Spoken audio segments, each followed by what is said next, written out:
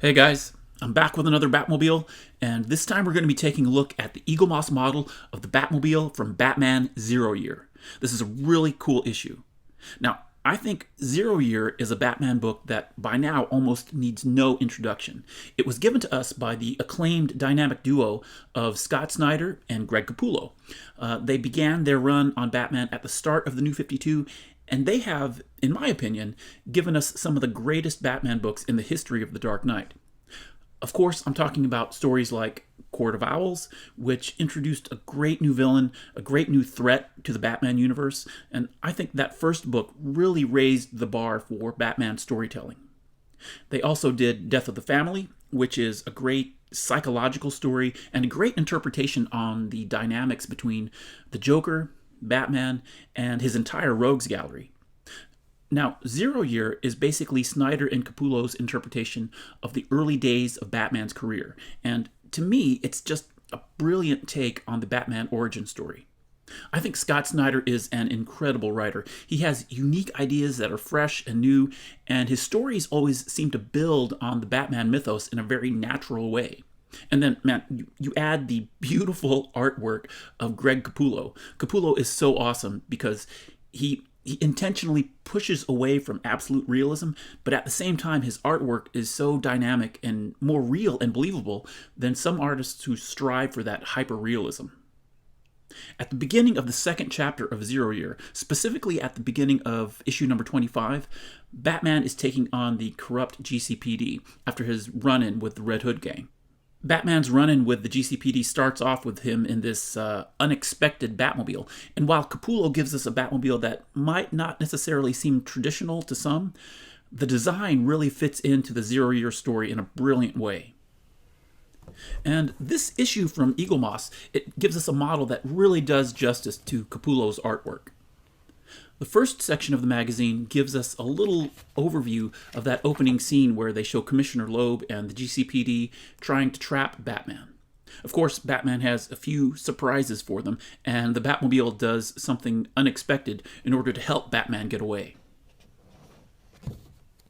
The magazine also gives us a nice write-up on the concept design and tells us a little bit about how Greg Capullo and colorist Danny Miki found inspiration for their design of this early version of the Batmobile.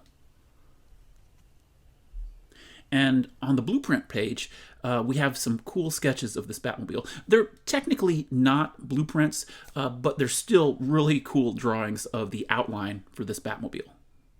Now, I thought this was pretty cool. The special features are actually pretty consistent with some of the special features that we find in the very first Batmobile, the Batmobile from Detective Comics number 27. The big differences are probably things like the jet thrusters and the magnetic tires that are featured when they first reveal the car in issue number 25. The cross-sections show that while this prototype Batmobile is built from a vintage dragster-style car, it still has a few of the traditional crime-fighting features that we expect to find with the Batmobile. So let's take a closer look at the diorama here. The image on the 3D lenticular gives us a little glimpse into the beginning of the story. It's from that opening scene in issue number 25 where Batman is being tracked by Commissioner Loeb and the Batmobile is coming out of this tunnel where the GCPD has this blockade set up. The colors on the 3D lenticular are spot on with the coloring in the panels of the book. I don't think this is a panel that comes straight from the book, but whoever did the image, they did a good job with recreating that Greg Capullo art style. You can see there all the cop cars and the blockade. And the lines on the wall of the tunnel there, I think it really helps to imply an element of speed or motion, like the Batmobile is racing out of the tunnel. The base is pretty simple. It has this dark print on it, but the colors really work well with that background. I like how they use color to imply shadows, too. This blue portion of the base lines up with the background to help give that part of the tunnel some depth. And for display purposes, I think the Batmobile looks great in front of it. It looks like it comes straight out of one of the panels in the book. So let's take a closer look at this Batmobile in the Batcave. The first thing I want to show you a close-up of is the hood ornament here. It has this tiny sculpted flying bat on it. And just like the very first Batmobile in Detective Comics number 27, the only real outer indication that this is a Batmobile is the ornament on the hood. It's pretty cool. And talk about detail. All of the parts on the front by the tires, like the shocks and the axles, and then you have the sculpted grille, that gold grille on the side that's sculpted into the body. It really helps to capture the artwork in this model. And there's some additional sculpting detail on the hood of the actual body, like these vents and lines here. And I love the side profile of this Batmobile. It has such a classic design.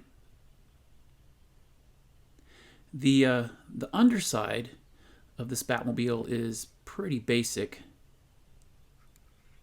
but I like all the accents that are on the side of the body, like the exhaust at the bottom right there.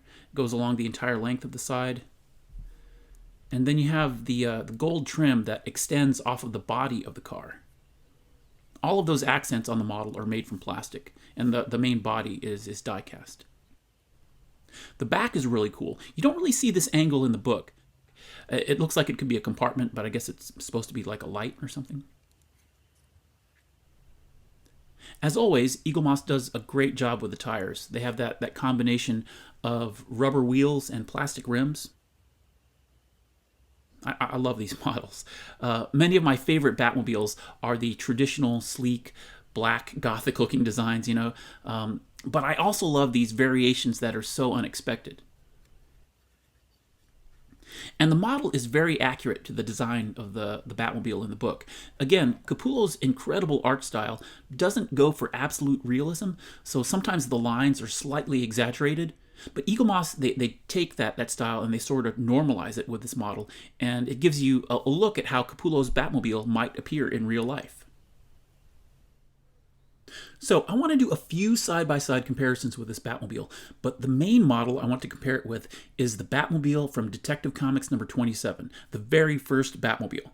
Now, I've already mentioned this Batmobile and how it and the Zero Year Batmobile has a few design elements in common. In the Zero Year story, Bruce Wayne has basically modified a car from his father's car collection to use as the prototype Batmobile. Zero Year suggests that Bruce Wayne's father, Thomas Wayne, is a classic car aficionado, and there's this great flashback scene with the young Bruce Wayne and his father, and they're talking around this old car that looks a lot like the car from Detective Comics number 27, and I just love the fact that Capullo or Snyder, whoever, they added that little homage to the very first Batmobile, since Zero Year is this sort of origin story. And I like the fact that there's that connection between both interpretations on the early days of Batman's career. And I always like comparing unusual models like the Zero Year with the traditional black Batmobiles. It really helps to demonstrate the incredible amount of variety in its history. One Batmobile that sort of crosses the line between these two, I think, is the 66 Batmobile. It has some of the features of a modern design, but it's obviously built on that classic sort of automobile. The overall shape of the body for the 66, you know, with the fins, and it has the red pinstripes. To me, it almost ties back to that classic kind of roadster that we see with the Zero Year Batmobile.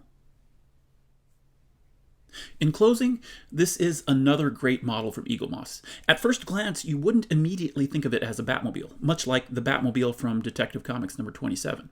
And it makes sense with the concept and the origin story that Scott Snyder and Greg Capullo created. It's such an awesome book, guys, if you haven't read it. And the second half of the book focuses on the Riddler, one of my favorite antagonists for The Dark Knight. I'm really glad Eaglemoss decided to do this Batmobile. I've said it in several of my other videos, but it's one of the strengths of this line, the fact that there's so much variety in the history of the Batmobile, and this line does a fantastic job of showcasing that history. As always, thank you to my old and new subscribers, and as always, I want to give special thanks to my great friend Stewart Murray for always helping me out with my Batmobile collection. So, we've been looking at the Eaglemoss Batman Automobilia issue number 67, the Batmobile from Batman Zero Year issue number 25. Thanks for watching, guys. I'll see you on the next one. Take care.